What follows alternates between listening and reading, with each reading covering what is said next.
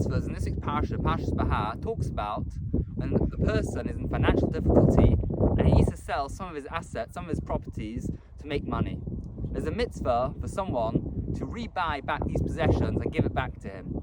The question is that all the previous mitzvahs in the parasha is in a plural term for people to help him out. Over here, the mitzvah is singular, one person to help him out.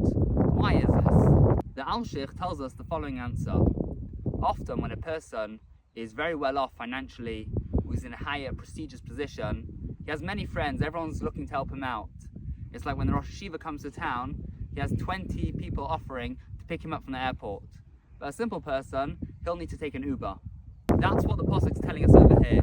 A situation where no one will really be interested in helping out this person, the stress is on the singular.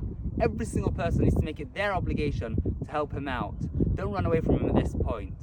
The purest form of chesed is when there's no ulterior motives. We're not helping out this guy because he's well off and it'll be a big advantage for me when in my next campaign I need to ask this person. I'm not going to help out this person who's in a higher position where he'll help me get my kids in school.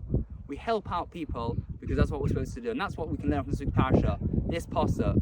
That even people where we have no advantage of helping them, they're in a bad situation, every single person has a responsibility to help that person out.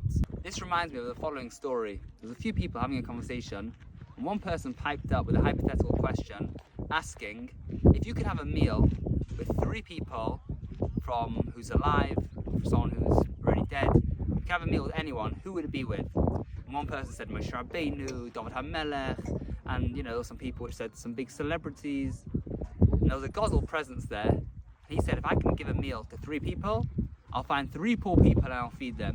This was a Gozel who wasn't looking to have a meal for his own gain. Who can I have at my table?